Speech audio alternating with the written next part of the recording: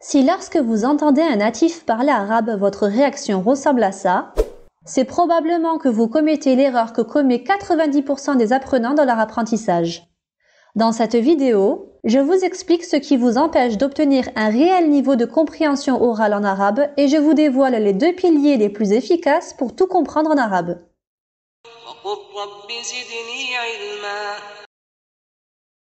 Assalamu alaikum wa rahmatullahi wa barakatuh.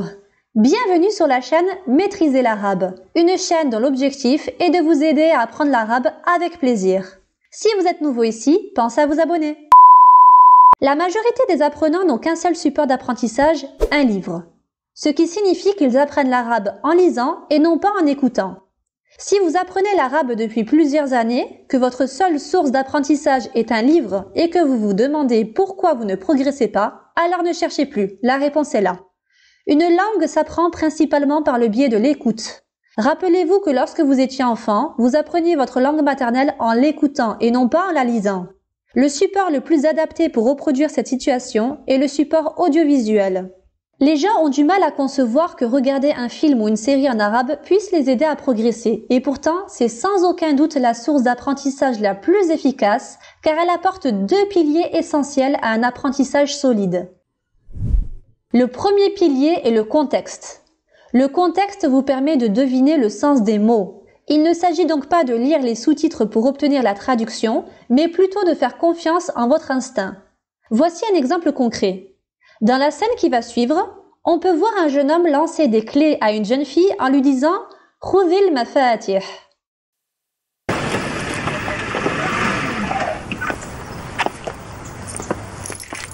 خذي المفاتيح.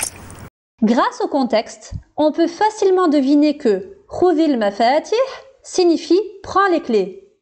Étant donné que cette méthode repose sur un principe de déduction, vous devez éviter les vidéos qui présentent des monologues, tels que les informations par exemple, car dans ce cas, vous n'avez aucun moyen de deviner le sens des mots. Si vous vous demandez pourquoi s'embêter à essayer de deviner lorsqu'on peut tout simplement lire les sous-titres pour obtenir la traduction, la réponse est la suivante. Premièrement, pour apprendre à penser en arabe, il faut s'émanciper de la traduction. Deuxièmement, le cerveau n'est pas multitâche. Ce qui signifie que votre concentration ne peut pas être optimale sur 2 tâches en même temps. En d'autres termes, lorsque vous vous concentrez sur la lecture des sous-titres, vous vous déconcentrez sur l'écoute. Or, comme je l'ai dit au début de cette vidéo, le principal levier de l'apprentissage est l'écoute et non pas la lecture. Par contre, si les sous-titres sont en arabe, dans ce cas, la lecture n'est pas source de déconcentration. Au contraire, elle aide à mieux suivre le fil de la discussion entre les personnages car vous lisez la même chose que ce que vous entendez. Cela peut même vous aider à mieux comprendre ce qui se dit lorsque les personnages parlent trop vite. Enfin, le contexte vous permet de bien cerner les différents sens d'un mot, ce qui est beaucoup plus efficace que de lire la liste de ces différents sens dans le dictionnaire. Le deuxième pilier est la répétition. La répétition est la pièce manquante du puzzle pour obtenir les résultats attendus.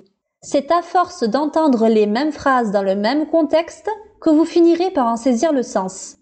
Si vous ne comprenez pas le sens d'une phrase la première fois que vous l'entendez, vous le comprendrez la deuxième fois ou la troisième fois. Vous finirez tôt ou tard par comprendre ce que cette phrase signifie à force de l'entendre toujours dans le même contexte. C'est exactement comme cela que vous avez appris votre langue maternelle. C'est pourquoi c'est la méthode la plus efficace pour apprendre n'importe quelle langue. Malheureusement, beaucoup de gens se découragent rapidement lorsqu'ils constatent qu'ils n'arrivent pas à comprendre et finissent par abandonner avant d'avoir pu bénéficier des résultats. Il est tout à fait normal qu'au début vous ne compreniez pas grand-chose, mais il faut persévérer en faisant confiance aux 2 piliers dont j'ai parlé, le contexte et la répétition. Je vous assure que si vous persévérez, vous obtiendrez des résultats qui dépassent vos espérances. Nous arrivons à la fin de cette vidéo, j'espère qu'elle vous a été utile. Dites-moi dans les commentaires si vous connaissez d'autres astuces pour débloquer votre compréhension orale en arabe. Vos témoignages pourraient être utiles à d'autres personnes. Assalamu alaikum wa rahmatullahi wa barakatuh.